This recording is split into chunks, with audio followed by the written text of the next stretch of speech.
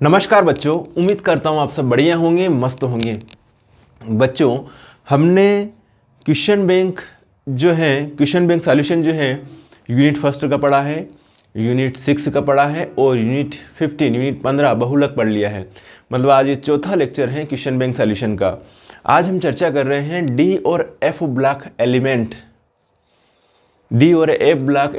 के question bank के जो क्वेश्चन हैं उनके आंसर के बारे में आज चर्चा कर रहे हैं। बने रहिएगा, लास्ट तक देखिए। सिस्टमेटिक तरीके से मोबाइल को हॉरिजॉन्टल मोड पर ईयरफोन लगाकर, कॉपी पेन उठाकर व्यवस्थित तरीके से कंसंट्रेट होकर देखना पूरा वीडियो। 100% आपको बेनिफिट मिलेगा, ये मेरी गारंटी है। चलिए बात करते हैं। आपका सबसे पहला वाला क्वेश्चन है कि लेंथेनाइड और एक्टिनाइड्स में अंतर बताइए। किसमें अंतर बताना है आपको?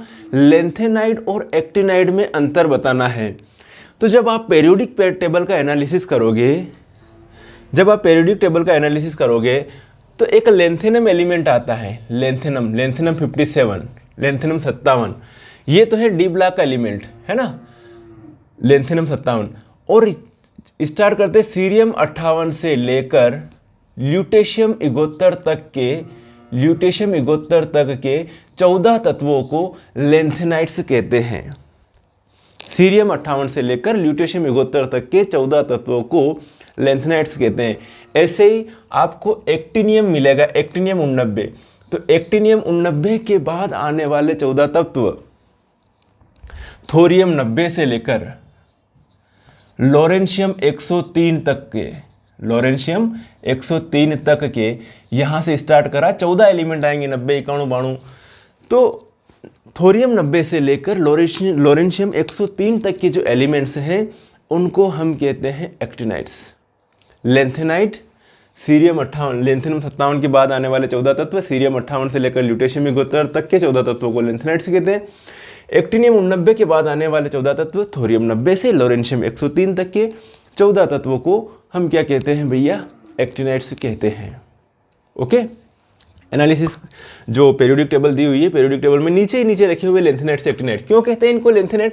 क्योंकि लेंथेनम के समान गुण प्रदर्शित करते हैं, इसलिए इनको लेंथेनाइड्स कहते हैं।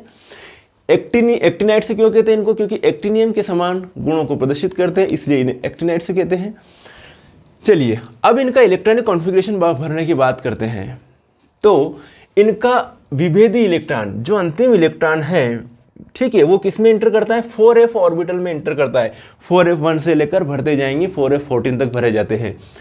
विभेदी इलेक्ट्रॉन 5f ऑर्बिटल में प्रवेश करता है। 5f1 से लेकर स्टार्ट होता है 5f14 तक भरे जाओ। जैसे जैसे बढ़ रहे हैं परमाणु क्रमांक, एटॉमिक नंबर, वैसे वैसे बढ़ते जाओ। दूसरा नंबर है आपका लेंथेनाइड सामान्य ऑक्सीकरण अवस्था +3 के अलावा +4 दर्शाते हैं। बहुत बढ़िया बात है। लेकिन इन एक्टिनाइड्स की खासियत है कि +3 के अलावा अतिरिक्त उच्च ऑक्सीकरण अवस्था +6 तक दर्शाते हैं। क्या दर्शाते हैं? +6 तक। मतलब ये कह सकते हैं कि लेंथेनाइड जो है निम्न ऑक्सीकरण अवस्था प्रदर्शित करते हैं और एक्टिनाइड जो है उच्च ऑक्सीकरण अवस्था प्रदर्शित करते हैं। संकुल बनाने की प्रवृत्ति कम होती है। पाई बंद लिगेंड के साथ संकुल ज्ञात नहीं होते हैं। इनकी जो कॉम्प्लेक्स कंपाउंड रहते हैं ना, जैसे ये मेटल है और मेटल जो है मेटल लिगेंड से गिरा रहे अलग अलग कंडीशन में, कोई कभी 4 से, कभी 2 से, कभी 6 से गिरा रहता है। तो इस टाइप के जो कंपाउंड्स हैं उनको कहते हैं संकुल यौगिक से कहते हैं, संकुल यौगिक। तो संकुल बनाने की प्रवृत्ति होती है। पाई लिगेंड के साथ संकुल ज्ञात नहीं है, पाई लिगेंड के साथ संकुल ज्ञात नहीं है इनकी, और कम होती प्रवृत्ति। भैया संकुल बनाने की प्रवृत्ति अधिक होती है और पाई बंद लिगेंड के साथ संकुल ज्ञात है। पाई बंद लिगेंड के साथ संकुल ज्ञात है, मतलब मेटल टू लिगेंड की तरफ भी बॉन्ड बनता है, उसे कहते हैं अपन पाई बॉन्ड। तो ये इसके लिए ज्ञात है, एक्टिनाइड्स के लिए। मेरी बात आपको समझ में आ गई होगी बेटा जी। नेक्स्ट है आपके सामने हाजिर चौथा, ऑक्सोकेटायन नहीं बनाते हैं ऑक्सीजन के साथ मिलकर।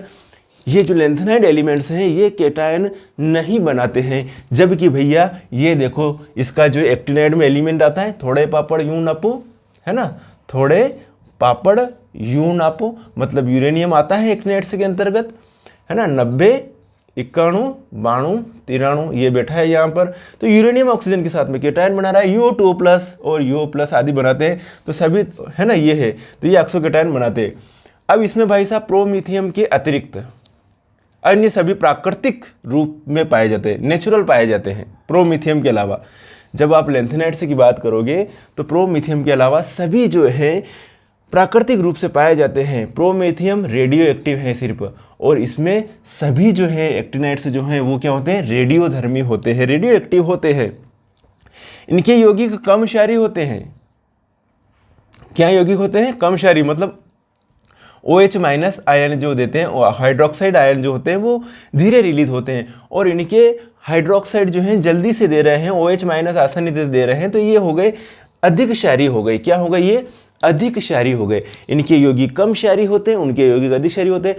क्यों, क्योंकि इनका जो आकार होता है एक्टिनाइड्स का बड़ा होता है, बड़ा आकार होने के कारण OH आयन को जो है ये आसानी से देगी। क्लियर, चलिए तो ये है, स्क्रीनशॉट लीजिए, मैंने पूरा आपको समझा दिया difference between lanthanides and actinides. Clear है, आगे बढ़े, चलिए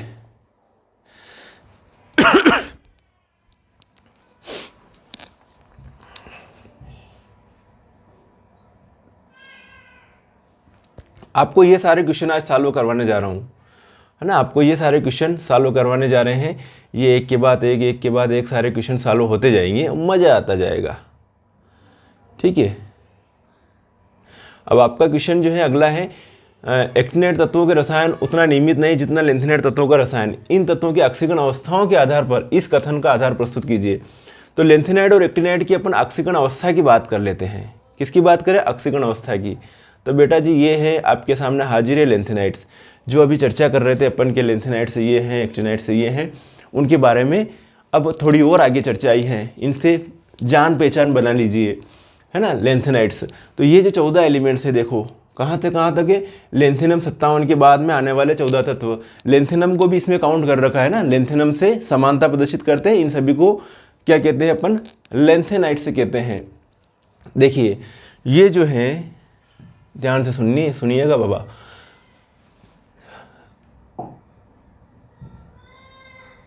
चलिए लेंथेनाइट तत्वों का इलेक्ट्रॉनिक विन्यास।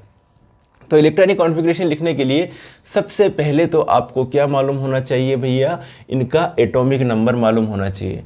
यदि एटॉमिक नंबर मालूम होगा तो आप आसानी से लिख पाओगे। अब यहाँ पे शॉर्टली इलेक्ट्रॉनिक कॉन्फ़िगरेशन लिखा हुआ है। शॉर्टली बोले तो जिनॉन लिखा हुआ है, जिनान के बाद में जिनान का कितना होता है, 54 होता है। 54 के बाद में ये लिख दिया 5d1 और ये लिख दिया 6s2, तो 54, 55, 56, 57 हो गया। फिर जिनान लिखा, एक इलेक्ट्रॉन 2 इलेक्ट्रॉन इसमें बढ़ा दिए, एक इलेक्ट्रॉन यहाँ 0 कर दिया और यहाँ 6s2 कर दिया। ये हो गया सीरियम का इलेक्ट्रॉनिक कॉन्फ़िगरेशन।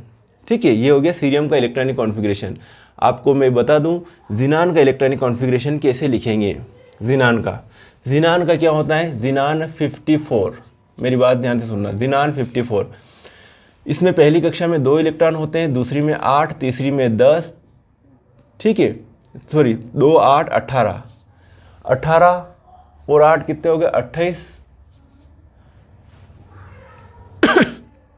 2, 8, 18, 18, 18, 18 दूनी 36 और ये 8। ये इलेक्ट्रॉनिक कॉन्फ़िगरेशन होता है। गिन लीजिए 54 हो रहे, 18, 18, 36, 36 और 10, 36 और 10 46, 46 और 8 54। अब इसको ऐसे लिख सकता हूँ डायरेक्ट में 1s2, 2s2, 2p6। दूसरी कक्षा में 8 इलेक्ट्रॉन है, तीसरी में 18 है, ये लिखा मैंने 3s2, 3p6 और 3d10। तीसरी कक्षा में 18 इलेक्ट्रॉन है, चौथी कक्षा में भी 18 इलेक्ट्रॉन है, यहाँ पर 4s2, 4p6, 4d10 ये, और फिर लिखा मैंने 5s2 और ये 5p6। बेटा जी ये हो गया जिनान का इलेक्ट्रॉनिक कॉन्फ़िगरेशन। तो ये पूरा न लिखते हुए हमने जो है इलेक्ट्रॉनिक इसकी जगह क्या लिख दिया, जिनान लिख दिया। तो 54 तो ये हो गए, 55, 56, 57 हो गए। मेरी बात आप समझ रहे होंगे। तो यहाँ पर आगे आपने लिख दिया 5d1 और ये 6s2। तो ये इलेक्ट्रॉनिक कॉन्फ़िगरेशन किसका हो जाएगा भैया, लेंथेनम 57 का हो जाएगा इलेक्ट्रॉनिक कॉन्फ़िगरेशन। ये हो गया कॉन्फ़िगरेशन। ऐसे जैसे जैसे अपन आगे बढ़ेंगे वैसे वैसे होता क्या है, ये इलेक्ट्रॉनिक कॉन्फ़िगरेशन लिखते हैं तो पहले तो इनको आप बाउ के रूल्स के हिसाब से सेट करते हैं। फिर इनको कक्षा वाइज जमा देते हैं। तो मैंने डायरेक्ट आपके सामने कक्षा वाइज जमा हुआ लिखा है कि कक्षा वाइज इस तरीके से कि पहली कक्षा में 2 है, दूसरी में 8 है, तीसरी में 18 है, चौथी में 18 है, पाँचवीं में कितने हो गए, यहाँ पर 1 बढ़ गया। अगर अपन लेंथेनम ले रहे तो 6 2 8 और 9 हो गए, छठवीं में 2 इलेक्ट्रॉन हो गए। ओके, चलो बहुत बढ़िया।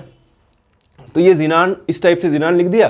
ज़ीनान 54 तो ये हो गया, मतलब यहाँ तक का तो ये हो गया। फिर आ गया 4f2 55 56 57 58 58, मतलब ये इलेक्ट्रॉनिक कॉन्फ़िगरेशन। और ये भी ध्यान रखना पड़ेगा कि इसमें जो है 5D में जो है क्या होते हैं, 0 होते हैं। 5D है ना, 5D में 0 इलेक्ट्रॉन है। ठीक है, 5D में 0 इलेक्ट्रॉन है। कहाँ कहाँ 0 है, कहाँ पर क्या है, ये जहाँ पर ये जो है ना 4f में जाना चाहिए था पहली बात तो इलेक्ट्रॉन, लेकिन ये एक्सेप्शंस में आता है, अपवाद में आता है। 4f में न जाते हुए इलेक्ट्रॉन किस में चला गया भाई साहब, 5d1। केमिस्ट्री है तो क्या है, एक्सेप्शंस है। केमिस्ट्री है तो क्या है, एक्सेप्शंस हैं, अपवाद हैं। तो मेरी बात को आप ध्यान रखोगे हमेशा। ठीक है, तो ये जहाँ जहाँ 5D में इलेक्ट्रॉन इंटर कर दिया गलती से, वो क्या है, एक्सेप्शंस हैं, बाकी अदर एक्सेप्शंस नहीं है। तो लेंथेनम का ये हो जाएगा। प्रोज्मोडियम का इलेक्ट्रॉनिक कॉन्फ़िगरेशन भैया ये हो जाएगा, ज़ीनान 4f3 5d0 6s2, ये वाला एक्सेप्शन, अपवाद। क्योंकि सही अगर अबव के रूल से हिसाब से लिखते हैं तो 5d1 की जगह 4f1 आ जाता, देखना आप, क्योंकि 6s2 के बाद में 4f1 में इलेक्ट्रॉन भरते हैं। ओके, वापस कक्षा में जमा दिया ये। तो नियोडीमियम 4f4 5d0 6s2, एक ये अपवाद है, एक ये अपवाद है। ठीक है, आगे बढ़े। ठीक है, lanthanum, cerium, praseodymium, neodymium, promethium, samarium, europium, सब में ईएम लग रहा है लास्ट में, क्या लग रहा है, ईएम। एक बात नोटिस करना, सब में क्या लग रहा है पीछे, ईएम लग रहा है भैया, ईएम ईएम। ठीक है, ईएम, यहाँ पे आई लगाना भूल गया क्या। Gadolinium, terbium, dysprosium, holmium. ठीक है, यहाँ तक कॉन्फ़िगरेशन लिखते जाओगे, कुछ नहीं करना कॉन्फ़िगरेशन लिखने में, 2 3 4 5 है ना। यहाँ पर अपनों ने 2 लिख दिया, 2 3 4 5 6 7, 7 2 बार आ रहा है, यहाँ पे 5d1 बढ़ा लिया, एक बढ़ गया यहाँ पे। फिर 7 8 9 10, यहाँ पे नीचे वाले में एक बढ़ जाना चाहिए, 9 और 2 11 बढ़ गए। 4f9 में आ गए, 5d0 4f10। ठीक है, ऐसे चल रहे बेटा जी। ये बेसिक चीज़ें मैंने लेंथेनाइड और एक्टिनाइड का जब चैप्टर करवाया होगा तब करवा दी है ना। यहाँ पर भी अपन शॉर्टली क्वेश्चन बैंक सॉल्यूशन पढ़ रहे हैं। ये इसमें 5d1 में आ जाएगा, क्योंकि 4f14 पूरा हो गया ना, तो 5d1 में भरना ही है। यहाँ पर एक्सेप्शन नहीं कह सकते अपन इसको। तो ये है इलेक्ट्रॉनिक कॉन्फ़िगरेशन। भैया किसका इलेक्ट्रॉनिक कॉन्फ़िगरेशन है, लेंथेनाइड्स का इलेक्ट्रॉनिक कॉन्फ़िगरेशन। ठीक है, अब ये इलेक्ट्रॉनिक कॉन्फ़िगरेशन जो बेटा जी देखा है अपनों ने, इसी के आधार पर क्या निकलेगी, इनकी ऑक्सीकरण संख्या की बात कर सकते हैं अपन। क्या बात कर सकते हैं, इनकी ऑक्सीडेशन स्टेट से की बात करेंगे। ऑक्सीडेशन स्टेट की, ऑक्सीडेशन स्टेट मतलब इनके पास, अगर मैं कहूँ ये मेनली कौन सी ऑक्सीडेशन स्टेट शो करते हैं, +3 ऑक्सीडेशन स्टेट शो करते हैं, है ना। कौन सी, +3। तो अगर ये 3 इलेक्ट्रॉन निकल जाए, सभी में से 2 इसमें से 1 इसमें से, तो +3 +3 +3 +3, ये सभी जो है +3 ऑक्सीडेशन स्टेट कंपलसरी शो करते हैं। 2 तो एस के निकल जाएंगे, 1 यहाँ से निकल जाएंगे, तो सभी एलिमेंट जो है +3 शो करते हैं। क्या शो करते हैं, +3 ऑक्सीडेशन स्टेट शो करते हैं। कुछ कंडीशन में कुछ एलिमेंट जो है, जैसे कि 2 यहाँ से निकला, 1 यहाँ से निकला, +3 तो हो गया, लेकिन एक और निकल गया F से, तो उस कंडीशन में +4 भी शो करते हैं इलेक्ट्रॉन, ये ऑक्सीकरण अवस्था। तो +2 +3 और +4 मेनली ऑक्सीडेशन स्टेट शो करते हैं। और इसकी ऑक्सीडेशन स्टेट के बारे में ये चीज़ दे रखी है कि कौन कौन से ऑक्सीडेशन स्टेट शो करता है। ठीक है, इलेक्ट्रॉन निकलने के आधार पर बता रखा है। जैसे इसकी लेंथेनम की बात करी अपनों ने कि लेंथेनम जो है ये क्या शो करता है, +3 ऑक्सीडेशन स्टेट शो करता है। मतलब इसका 5d1 का भी इलेक्ट्रॉन और 6s2 का, ये दोनों इलेक्ट्रॉन निकल रहे हैं, ये बाहर निकल रहे हैं, तो ये +3 शो कर रहा है। मतलब लेंथेनम +3 का जो है, लेंथेनम +3 का जो इलेक्ट्रॉनिक कॉन्फ़िगरेशन होगा वो क्या हो जाएगा, ज़ीनान। ज़ीनान के बाद में क्या लिखूंगा, 5d0 और 6s0 हो जाएगा। मतलब लेंथेनम +3 के पास कितने इलेक्ट्रॉन रह गए? 54 इलेक्ट्रॉन रह गए। और 54 इलेक्ट्रॉन किसके बराबर? जिनान के बराबर रह गए। 54 किसके बराबर रह गए? जिनान के बराबर रह गए इलेक्ट्रॉन। ठीक है, इसी प्रकार से इसमें जो था, इसका कॉन्फ़िगरेशन क्या था सीरियम का?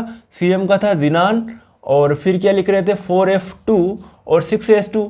तो जब +3 शो कर रहा है तो 2 इलेक्ट्रॉन यहाँ से निकले और एक यहाँ से निकल गया, तो 4f1 और 6s0 होगा, तो +3 ऑक्सीडेशन स्टेट शो करेगा।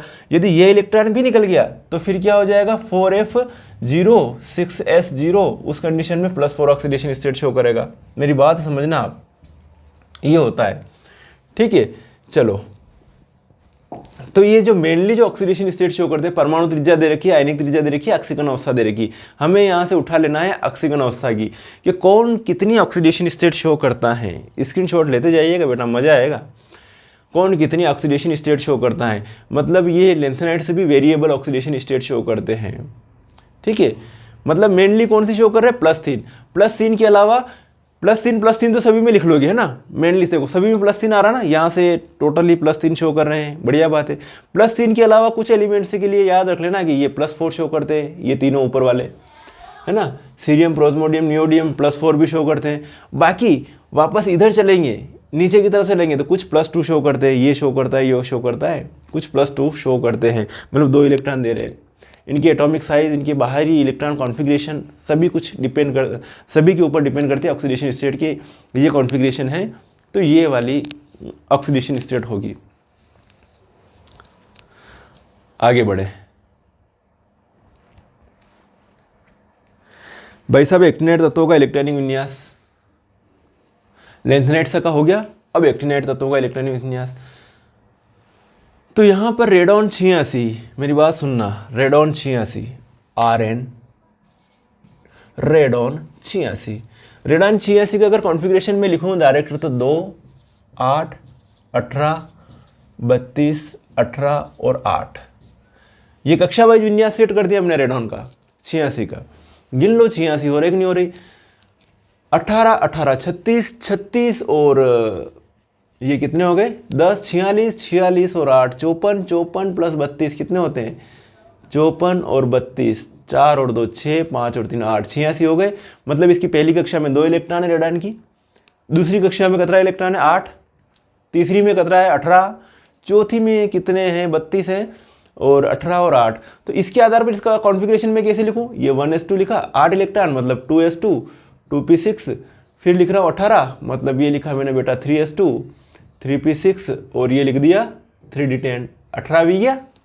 अब 32 इलेक्ट्रॉन भरना है चौथी कक्षा में, तो चौथी कक्षा में 32 इलेक्ट्रॉन भरीला, 4s2, 4p6 और ई लिख गया 4d10, और 32 है तो 4f14, ये 32 इलेक्ट्रॉन हो गए।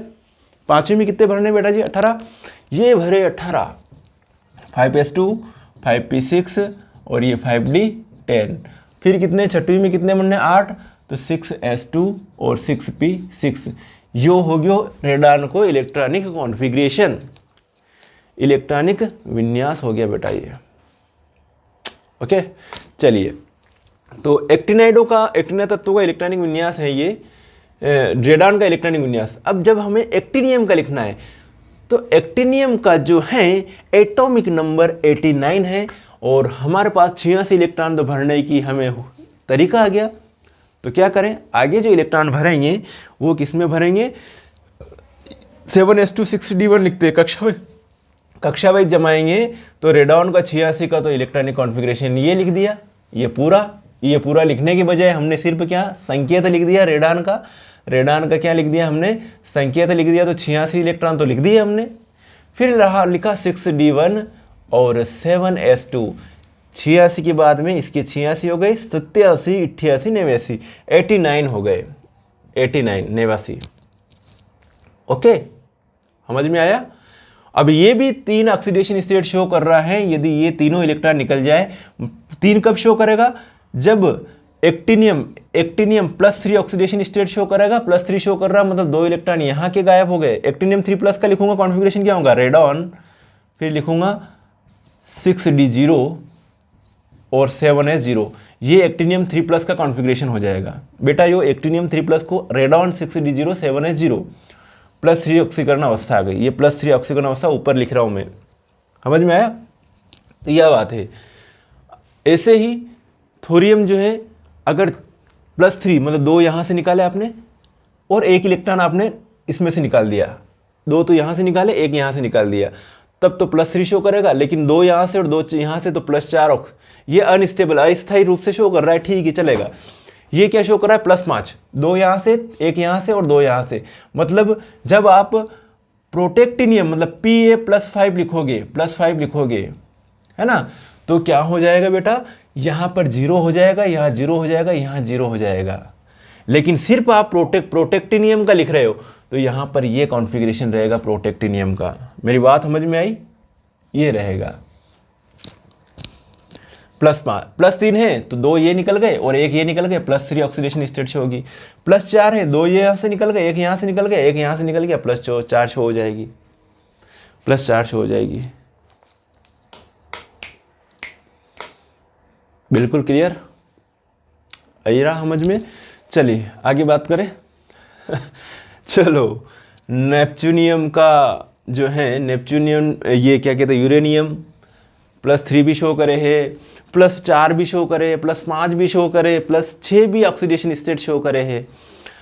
अनिच प्रकार थी प्लूटोनियम भी शो करे है ये ऑक्सीडेशन स्टेट। मेरी बात अब आप समझ गए होंगे। क्या समझ गए होंगे बेटा? कि ये समझ गए होंगे कि अगर +3 शो करेगा तो 2 यहाँ से निकलेगा और 1 इलेक्ट्रॉन यहाँ से निकलेगा, ठीक है। अगर मैं Pu +3 करूँ तो यहाँ का जो कॉन्फ़िगरेशन हो जाएगा ये हो जाएगा 0 और यहाँ पे कितने हो जाएंगे? 5। अगर मैं 4 की बात करूँ +4 तो यहाँ पर 0 और यहाँ पे आ जाएंगे 4 इलेक्ट्रॉन। अगर यहाँ 5 की बात करूँ तो यहाँ पर 3 हो जाएंगे, यहाँ पर 0 हो जाएंगे, ठीक है। तो ऐसे ऑक्सीडेशन स्टेट शो होगी। ये कौन कौन से एलिमेंट्स कौन सी ऑक्सीडेशन स्टेट शो करते हैं ये बात बता रखी है।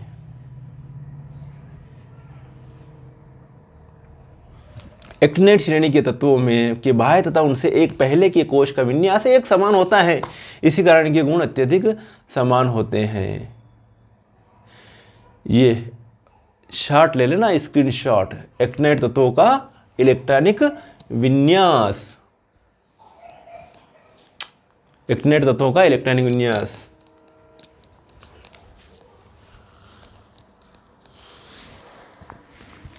तो होता क्या है कि जैसे अपनों ने इनकी जो नियमित बात करी थी, किनकी बात करी थी? नियमित लेंथेनाइडों में। लेंथेनाइडों में एक्सेप्शन जो है, एक तो ल्यूटेशियम, सिर्फ गैडोलिनियम का एक्सेप्शन था, गैडोलिनियम और लेंथेनम का।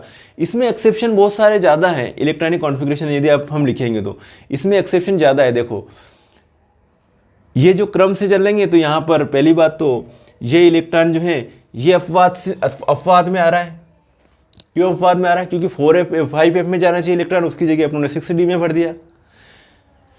ये भी एक्सेप्शन से अपवाद है, ये भी एक्सेप्शन है, ये भी एक्सेप्शन है, ये भी एक्सेप्शन है, ये भी एक्सेप्शन है, ये भी एक्सेप्शन है।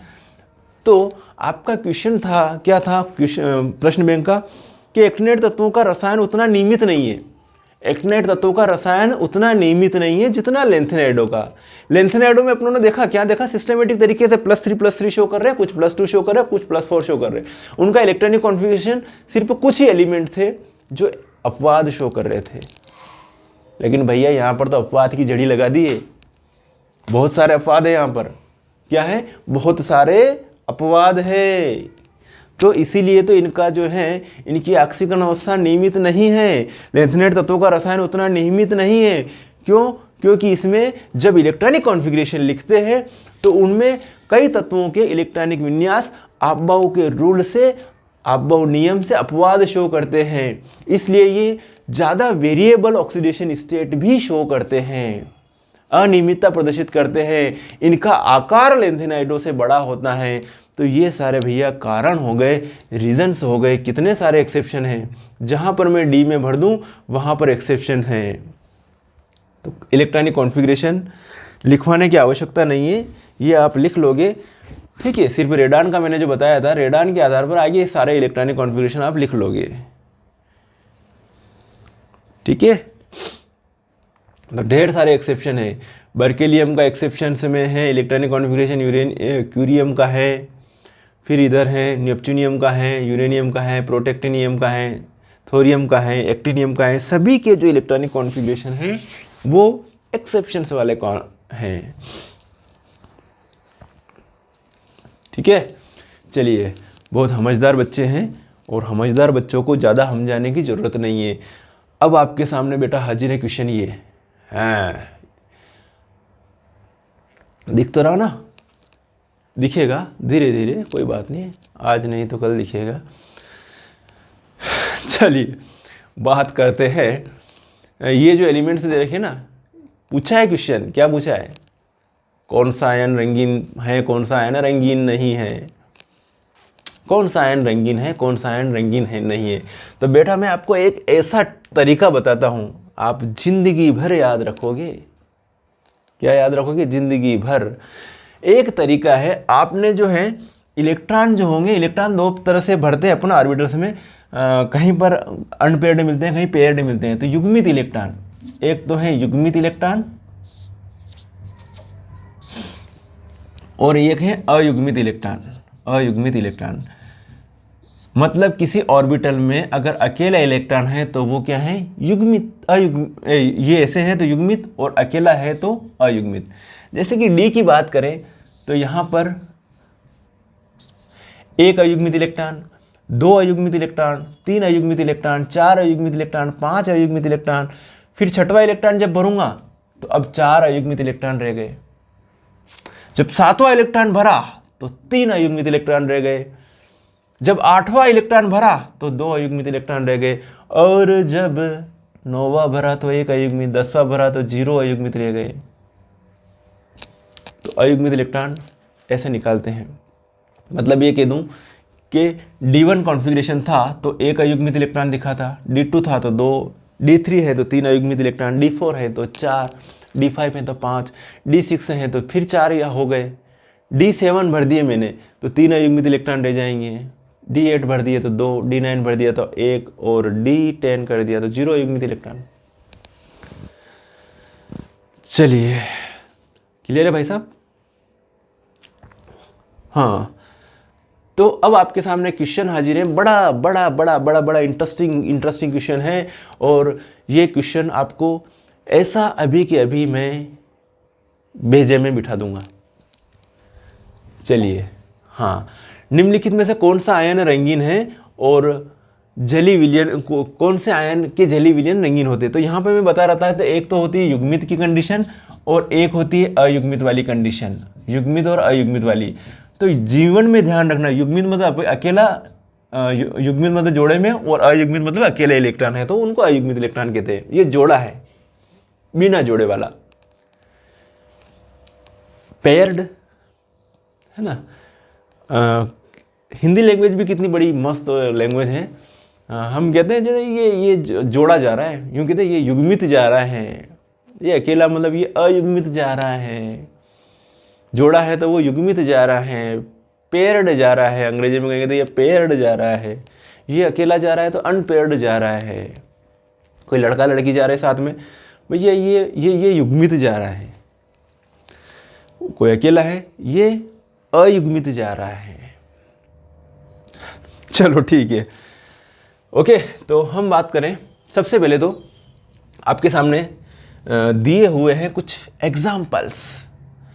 एक तो दिया हुआ है टाइटेनियम, और यहाँ लिख रहा हूँ मैं टाइटेनियम 3+, समझना।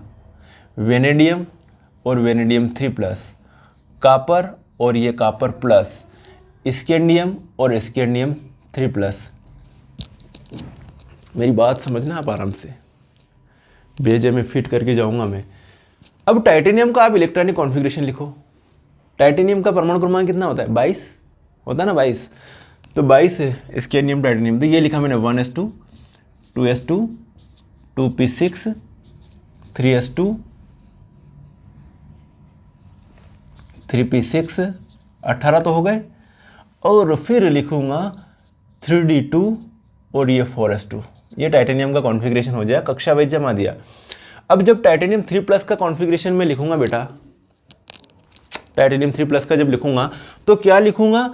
यहाँ से यहाँ तक तो सेम 3 इलेक्ट्रॉन निकालने हैं, तो 3d1 और ये 4s2, 3d1 4s2। तो 3d1 4s0 सॉरी, तो 3d1 मतलब d में क्या है, एक इलेक्ट्रॉन है, d में क्या है, एक इलेक्ट्रॉन भरा हुआ है, तो युग्मित है। तो जब जो युग्मित होंगे, ध्यान से सुनना आप, जो युग्मित होंगे वो क्या होंगे, रंगहीन होंगे, रंगहीन, और जो अयुग्मित है वो क्या होगा, रंगीन होगा। तो यहाँ पर मैं कहूँ तो ये क्या है, टाइटेनियम 3+ क्या है, ये भैया रंगीन है। क्यों? क्योंकि इसमें एक अनपेयर्ड इलेक्ट्रॉन उपस्थित है। क्लियर है ना, अनपेयर्ड इलेक्ट्रॉन है तो रंगीन। लाइफ में भी कुछ ऐसा ही होता है, जब तक शादी नहीं हुई तब तक कपड़े चेंज कर रहे हैं, अच्छे से बढ़िया रह रहे हैं, क्योंकि जोड़ा बनाना है ना, साफ सुथरे रह रहे हैं। शादी हो गई, वाह ठीक है, अब तो लाइफ जो है रंगहीन हो गई है। शादी होने के बाद लाइफ जो है क्या कह रहे हैं, रंगहीन हो गई है। जोड़ा बन गया मतलब रंगहीन है, मतलब युग्मित रंगहीन। ध्यान रखना, एक चीज़ और होती है, जब अयुग्मित की बात करेंगे तो रंगीन भी है भैया, क्रियाशील भी है। क्या है, क्रियाशील है ये, अणुचुंबकीय भी है, दोस्ती भी बनाता है, और अणुचुंबकीय, और क्या है ये बेटा जी अस्थायी है। क्या है ये, अस्थायी है। ये इतने सारे कॉन्सेप्ट क्लियर हो रहे हैं सिर्फ अयुग्मित इलेक्ट्रॉन के बेस पर। और मैं ये बताऊं कि इधर युग्मित की बात करेंगे तो क्या कहेंगे भैया, ये रंगहीन है, ये अक्रियाशील है, ये प्रतिचुंबकीय है। इसको अब कोशिश से लेना देना नहीं है, जोड़ा बन गया इनका। तो ये प्रतिचुंबकीय है, और बेटा क्या लिखेंगे, ये स्थायी है। तो नोट कर लो ये चीज, क्या चीज नोट करो, कि जब युग्मित इलेक्ट्रॉन होते हैं किसी एलिमेंट्स के पास या किसी आयन के पास, तो वो रंगहीन होगा, अक्रियाशील होगा, प्रतिचुंबकीय होगा, स्थायी होगा। और यदि अयुग्मित इलेक्ट्रॉन है तो वो आयन रंगीन होगा, क्रियाशील होगा, अणुचुंबकीय होगा, अस्थायी होगा। क्लियर? कभी भूलोगे तो नहीं, यही कॉन्सेप्ट हमेशा याद रखना आपको, कि कई सारे क्वेश्चंस बनेंगे कि ये आयन भैया रंगीन है, ये रंगहीन है, क्यों? ये आयन भैया स्थायी है, ये अस्थायी है, क्यों?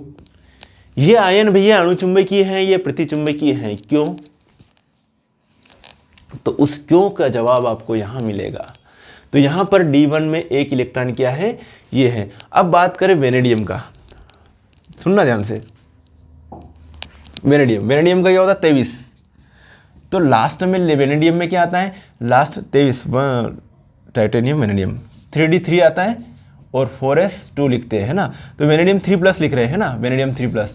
तो 2 यहाँ से गायब हो गए और एक यहाँ से आ गया, तो 3d2 4s0, ये कॉन्फ़िगरेशन हो गया। मतलब वेनेडियम की जब बात करेंगे अपन, तो वेनेडियम में D में जो है कितने अयुग्मित इलेक्ट्रॉन रहेंगे भैया, 2 अयुग्मित इलेक्ट्रॉन। अब अयुग्मित इलेक्ट्रॉन आ गया तो क्या कहूँगा मैं, रंगीन। अयुग्मित इलेक्ट्रॉन है तो क्या है, रंगीन, ये रंगीन। तो ये भी क्या होगा, वेनेडियम भी क्या होगा, रंगीन होगा। वेनेडियम 3+ रंगीन, टाइटेनियम 3+ रंगीन। अब आया कॉपर Cu+, देखते हैं Cu+ का लास्ट कॉन्फ़िगरेशन लिखेंगे अपन Cu का, तो 3d10 4s1 29 का, तो ये जो है 3d10 और 4s0। तो यहाँ पे D में जो है ना बेटा जी, D में कितने 10, 1 2 3 4 5 6 7 8 9 10, भैया सभी इलेक्ट्रॉन जोड़े वाले हैं। क्या होगा ये तो है आपका रंगीन, V3+ भी है आपका रंगीन, और ये हो जाएगा रंगहीन Cu+, रंगहीन। और स्कैंडियम जो है इसका कॉन्फ़िगरेशन लिखूंगा लास्ट में, तो 3d1 4s2। स्कैंडियम 3+ का लिखेंगे तो 3d0 और 4s0। मतलब D में आपके पास कोई इलेक्ट्रॉन ही नहीं है, खाली पड़े हुए सभी, तो ये भी क्या होगा, रंगहीन। तो मेरे हिसाब से इन 4 आयनों का आपको लिखना आ गया होगा कि कौन सा आयन रंगीन है और कौन सा रंगहीन है। क्लियर है? तो रंगीन रंगहीन आपको समझ में आ गया। आगे और एग्जाम्पल देखते हैं बेटा, कोई परवाह नहीं करनी अपने को।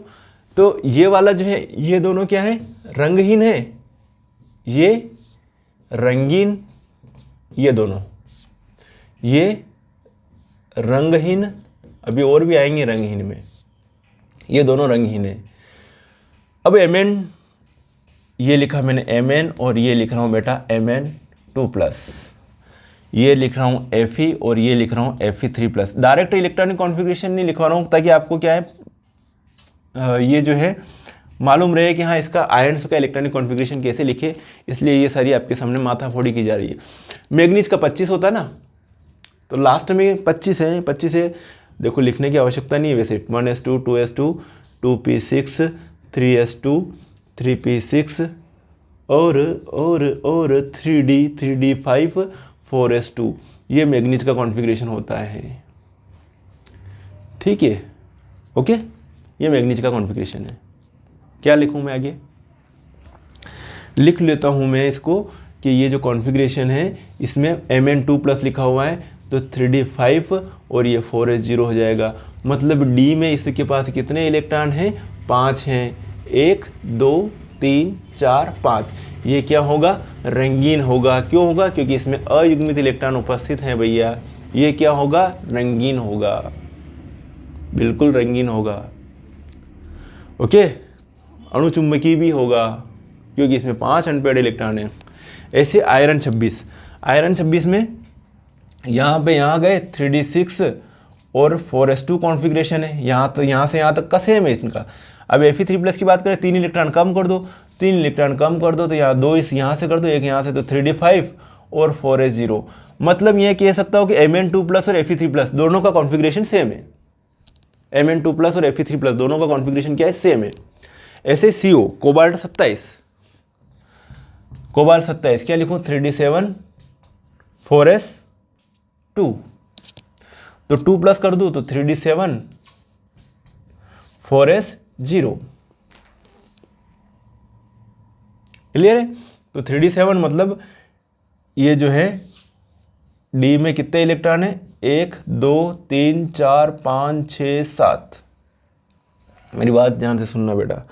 तो ये जो है इसमें 3 अनपेड इलेक्ट्रॉन है, तो ये भी क्या होगा, रंगीन होगा। क्या होगा, रंगीन। तो इनमें जो है ये दोनों रंगहीन है, बाकी सभी जो हैं वो क्या है, रंगीन है। रंगीन किस बेस पे है, इनमें अनपेड इलेक्ट्रॉन प्रेजेंट है। एक चीज़ और है, इनमें जो स्थायी विन्यास वाले कौन कौन से, स्थायी विन्यास, स्कैंडियम 3+ स्थायी विन्यास हो गया, कॉपर प्लस स्थायी विन्यास हो गया, और Mn और ये Fe3+, इन चारों का स्थायी विन्यास है। क्योंकि इनमें तो है D0, इसमें D0 कॉन्फ़िगरेशन है, इसमें D10 कॉन्फ़िगरेशन है, और इनमें D5 कॉन्फ़िगरेशन है। तो D0 D5 और D10 जिनका कॉन्फ़िगरेशन रहता है वो कॉन्फ़िगरेशन क्या होता है, स्टेबल कॉन्फ़िगरेशन होता है। समझ में आया कुछ? तो ये है भैया कि कौन सा आयन जलीय विलयन में रंगीन होगा और कौन सा नहीं। तो टाइटेनियम की बात करी, टाइटेनियम 3+ रंगीन होगा, 1 अनपेड इलेक्ट्रॉन है। वेनेडियम 3+ रंगीन होगा, 2 अनपेड इलेक्ट्रॉन है। कॉपर प्लस D10 कॉन्फ़िगरेशन है, कोई अनपेड इलेक्ट्रॉन नहीं है, रंगहीन होगा। स्कैंडियम 3+ D0 कॉन्फ़िगरेशन है, रंगहीन होगा, कोई अनपेड इलेक्ट्रॉन नहीं है। इन भाई साहब के पास अनपेड इलेक्ट्रॉन है, इसके पास जो है Mn2+ के पास 5 है, Fe3+ के पास 5 है, और इसके पास 3 अनपेड इलेक्ट्रॉन है, ये भी रंगीन होंगे, है ना। अयुग्मित इलेक्ट्रॉनों की संख्या के ऊपर डिपेंड करेगा कि कौन रंगीन है और कौन रंगीन नहीं है। ओके, तो साथियों आज के लेक्चर में मैं इतना ही बात करूंगा। नेक्स्ट लेक्चर में नेक्स्ट प्रॉब्लम के साथ फिर हाजिर होंगे। इसका जो आधा पार्ट बाकी है ना, सोच रहा था पूरा पार्ट एक साथ करवा लूँ, लेकिन समय के अभाव के कारण मैं इस वीडियो को यहीं एंड कर रहा हूँ। मिलेंगे नेक्स्ट वीडियो में इसके जो बाकी क्वेश्चन की, मतलब इसका जो क्वेश्चन बैंक के जो क्वेश्चन है डी और एफ ब्लॉक एलिमेंट्स के, वो अगले पार्ट में करेंगे बाकी क्वेश्चन। ठीक है, चले मिलेंगे नेक्स्ट वीडियो में, तब तक के लिए ओके बाय, जय हिंद।